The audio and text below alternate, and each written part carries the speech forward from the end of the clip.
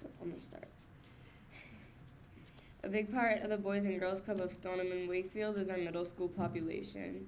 And as a recently former middle schooler, I can honestly say preteens can be very dramatic. They have few responsibilities, rely on their parents almost everything, and would worry about the silliest things.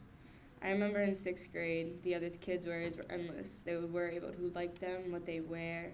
They worry about their grades. I never had those worries. I had other worries. For example, I remember worrying about my brothers and sister. I am the oldest of 4, and I always made sure they were okay before I was.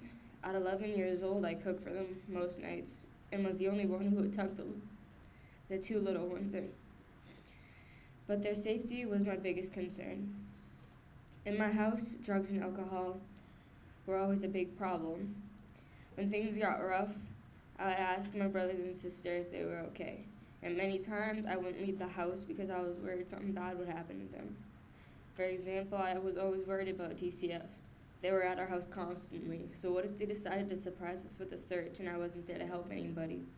It was a constant anxiety that I always had in the back of my head. Worst of all, I thought that kind of thing was normal, because it was all I knew. But the worst anxiety I ever came to was when a lot of my classmates were worrying too. The night of our 6th grade dance. I remember being excited for a school event. That night, my mom was not just drinking as usual. She was mixing Percocets with her drinks. I forgot about the dance and started worrying about my 3 younger siblings. I did what I usually do when my mom's drinking became extreme and locked them in one of the bedrooms and told Jacob, the second oldest, to distract my younger siblings, Lily and Nathan, until she calmed down. Unfortunately, she didn't calm down. She got more and more intense. My uncle, who was one of the 10 who lived with us, tried to keep me away from her, and because of my terrible anxiety, I was hyperventilating and started feeling nauseous. This made my mom angry. She screamed that no one would take her daughter and violently grabbed me. She forced me out of the room. She threatened to drink bleach, cut her wrists, and pass out. She eventually woke up and locked herself in the living room, and when the cops came, they had to open the door by force. That night, everything changed. My dad was given custody. We moved states, and my dad brought us to the Boys and Girls Club. I hated it.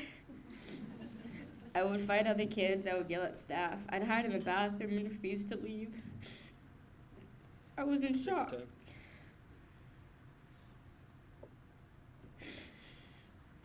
I went from a dope house surrounded by druggies to a club where everyone kept telling me they cared. But I thought nobody cared. I thought I was better off dead. They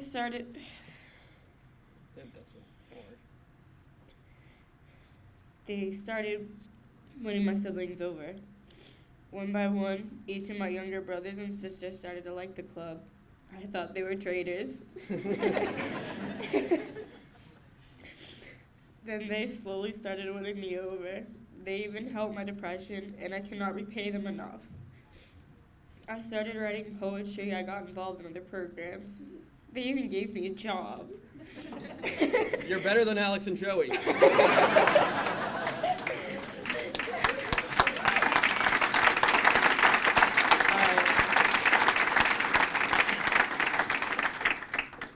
Every Friday, every Monday and Wednesday, I run the art room. At home, my father is a single father working a full-time job, a recovering alcoholic, and probably the strongest man I've ever met. My dad is here. Stand up.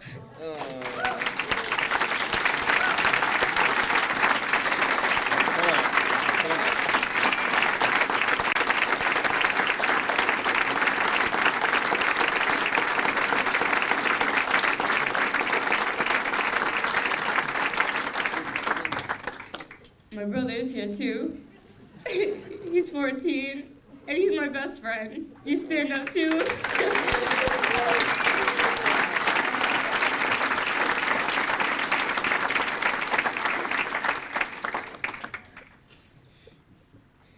And while our house is still small, our life is so much better. I am now 15 years old, a sophomore in high school. I have amazing siblings. My brother Jacob is like my best friend, a spectacular father and a grandmother who support me on everything I do, and I have the Boys Club I can always count on for anything. So tonight, you've heard about and seen a lot of our programs, everything from woodworking to building computers to sports to art. But the best part of the Boys and Girls Club is the staff. They care. They really care. And they refuse to give up on you, even if you gave up on everybody else. But more specifically, I would like to give a shout out to Jessica Anthony for being like the older sister I never had, but always wanted. Thank you so much, Jess.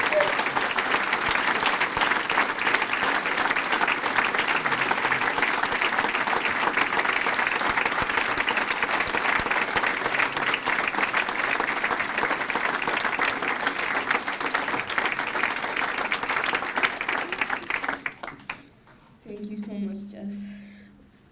So before you leave, if you don't donate because of the programs, I want you to donate because of the staff. I want you to donate so that the Boys and Girls Club of Stoneham and Wakefield will continue to never quit on the Ashleys, the Jacobs, the Nathans, and the Lilies. So I wrote a poem, and I'm going to end with it. For days on end, darkness surrounded me, swallowing me whole into the pity of my own problems. Feeling as if nobody cared seemed to be a daily routine. And it seemed as the days went on, I would always end up back in the tunnel leading me back into yesterday.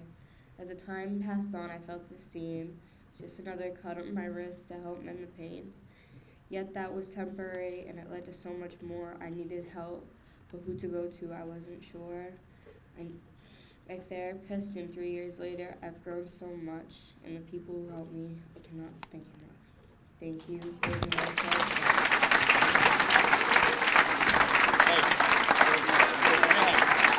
us all a hug. Go ahead,